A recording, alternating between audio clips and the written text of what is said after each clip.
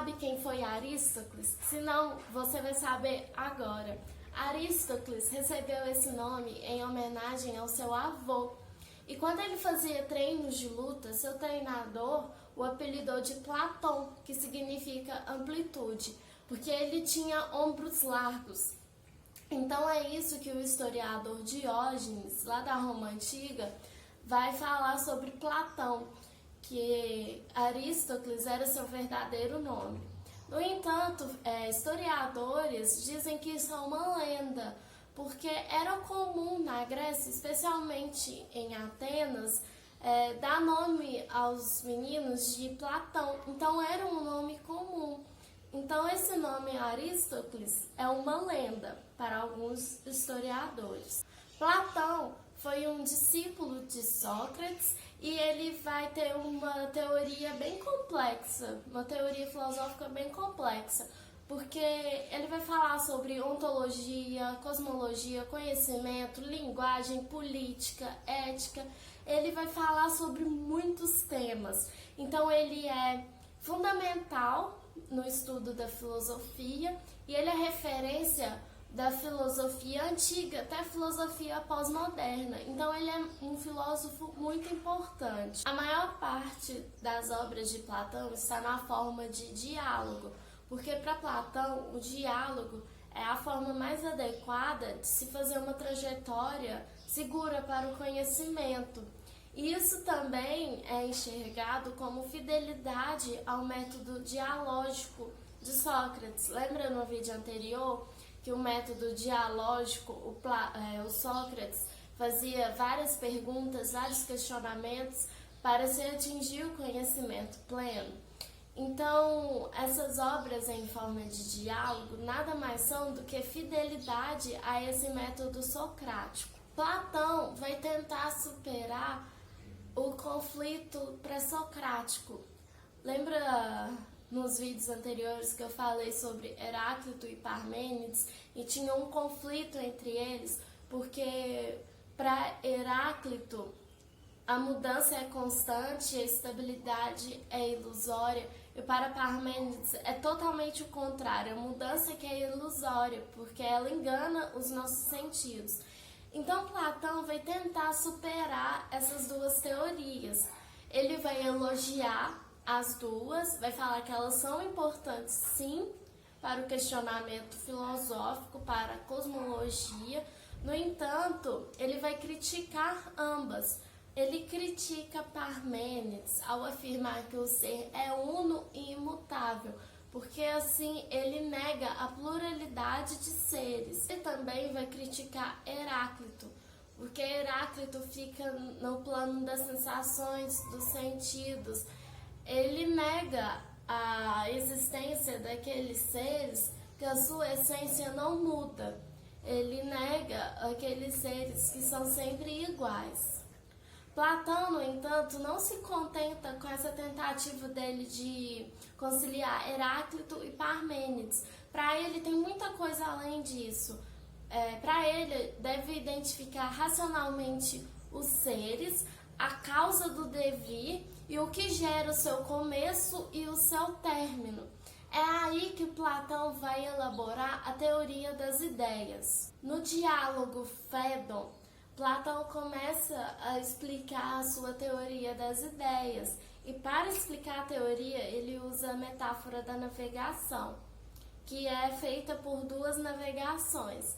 A primeira navegação é feita à vela, que significa que os pré-socráticos não conseguem discernir as causas explicativas da realidade, porque eles não têm direção suficiente. A segunda navegação é feita a remo, que significa que, para a trajetória do Logos, a contemplação do ser precisa de um esforço mais complexo. É na segunda navegação que está presente a transformação da aparência ao ser em si. Mas então, o que é essa teoria das ideias, afinal? A teoria das ideias vai dividir o mundo em dois planos, o mundo físico e o mundo inteligível. O mundo físico, o mundo sensível, o mundo dos sentidos, o mundo que a gente vive, ele é cópia imperfeita do mundo inteligível, que é o mundo das ideias. Por exemplo, uma caneta. Eu pensei a caneta e aqui está a caneta. Quando eu pensei a caneta está no mundo das ideias.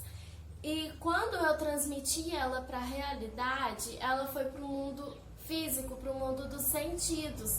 E essa caneta é uma cópia imperfeita daquilo que eu planejei no mundo das ideias. Platão, então, vai falar que essa caneta que existe no mundo sensível, no mundo físico, ela não contém a beleza em si, porque aqui no mundo físico, essa caneta pode cair no chão, sumir a tampinha, cair no chão e alguém pisar e ela quebrar. Então ela está sofrendo os efeitos do devir, ela está sofrendo mudanças. E no mundo das ideias, quando eu imaginei a caneta perfeita, lá ela não sofre as transformações do devir. É no mundo das ideias que existe o belo em si, o belo pleno. O que significa então para Platão o termo ideia? Porque na cultura moderna, pós-moderna, ideia se remete àquilo que é produzido pelo intelecto humano. E Platão vai falar outra coisa, que ideia não é produção humana, ideia é a coisa em si. A ideia, então, para Platão, é a realidade plena e ela vai ter algumas características. Ela vai ser inteligível por ser contemplada apenas pelo pensamento, incorpórea por existir apenas no plano metafísico. Plano metafísico significa além do físico, que é o mundo que vai além do mundo sensível. E elas são imutáveis, por não sofrerem com as transformações do devir. As ideias, então, são a unidade absoluta, porque são as ideias que derivam todas as coisas que existem. Na obra A República, Platão vai explicar essa dualidade existente, o mundo físico e o mundo inteligível. E para explicar essa dualidade, ele vai falar sobre a alegoria da caverna. Platão gostava bem de criar umas historinhas, né?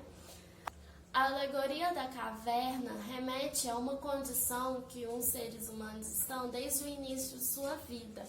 Eles estão acorrentados e imobilizados no fundo de uma caverna subterrânea. E nessa caverna entra um feixe de luz. Fora dessa caverna tem outros seres humanos que carregam estatuetas de plantas e objetos. E dentro da caverna, aqueles seres humanos enxergam apenas sombras desses objetos e os humanos que passam ali. Então, para eles, a realidade que existe é aquela sombra, porque só aquilo lá que eles conseguem ver. Então, eles confundem a aparência com o ser.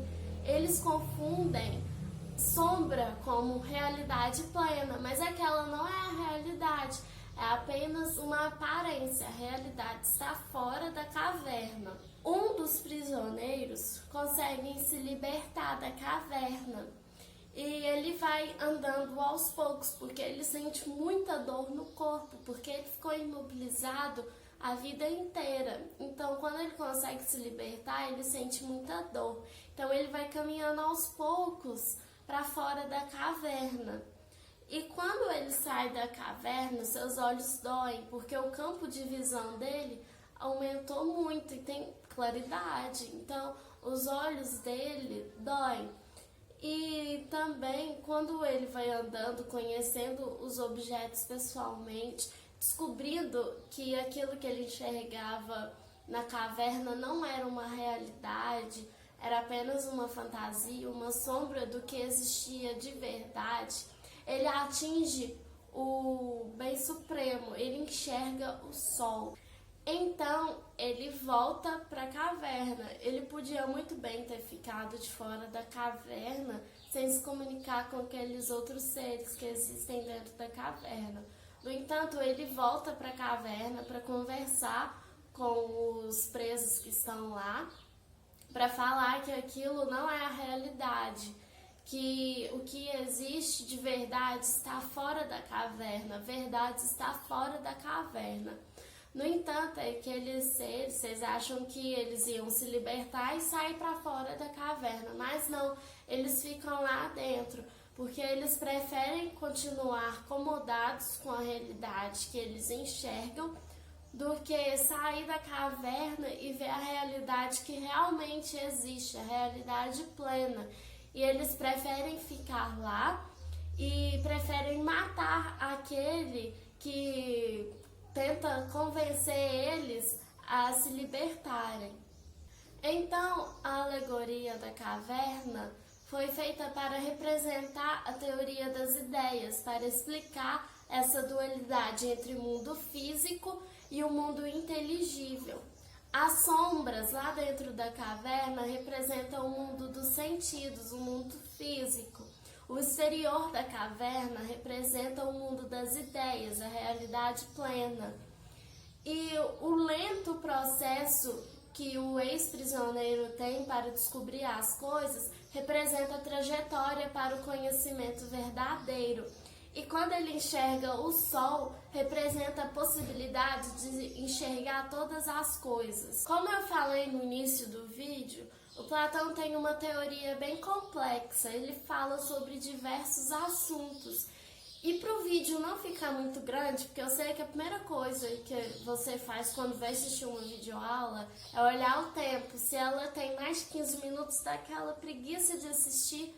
Então eu vou dividir o vídeo do Platão em dois, para não ficar muito cansativo de assistir. E assim você pode dar uma pausa também e estudar outras coisas. Então, semana que vem sai a parte 2 de Platão, porque ainda tem mais coisa para ver sobre ele.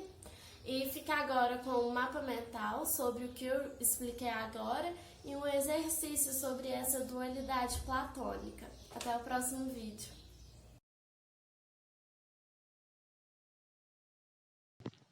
O texto de hoje é da Universidade Federal de Uberlândia, em Minas Gerais. Leia o seguinte trecho da Alegoria da Caverna. Agora, imagine que, por esse caminho, as pessoas transportam sobre a cabeça objetos de todos os tipos, por exemplo, estatuetas de figuras humanas e de animais. Numa situação como essa, a única coisa que os prisioneiros poderiam ver e conhecer seriam as sombras projetadas na parede à sua frente. Gabriel Chalita, Vivendo a Filosofia. Com base na leitura do trecho apresentado e em seus conhecimentos sobre a obra de Platão, assinale a alternativa incorreta. Letra A. Platão distingue o mundo sensível ou das aparências, onde tudo o que se capta por meio dos sentidos pode ser motivo de engano, e o mundo inteligível, onde se encontram as ideias a partir das quais surgem os elementos do mundo sensível. A letra A está certa. Letra B. Platão tinha como principal objetivo o conhecimento das ideias, realidades existentes por si mesmas, essências a partir das quais podem ser geradas suas cópias imperfeitas. A letra B também está certa, eu já expliquei a letra A e a letra B no vídeo. Letra C. O pensamento de Platão deu origem aos fundamentos da ciência moderna, graças ao seu método de observação e experimentação para o conhecimento dos fenômenos naturais. O pensamento de Platão é importante para a filosofia, mas esse não é o método usado por Platão. Letra D. A obra de Platão está fundamentada em um método de investigação conhecido como dialética, cujo objetivo é superar a simples opinião dóxica e atingir o conhecimento verdadeiro ou ciência, episteme. A letra D também está certa, porque eu disse que o Platão é fiel ao método dialético de Sócrates. Então, a resposta incorreta é a letra C. O pensamento de Platão deu origem aos fundamentos da ciência moderna, graças ao seu método de observação e experimentação para o conhecimento dos fenômenos naturais.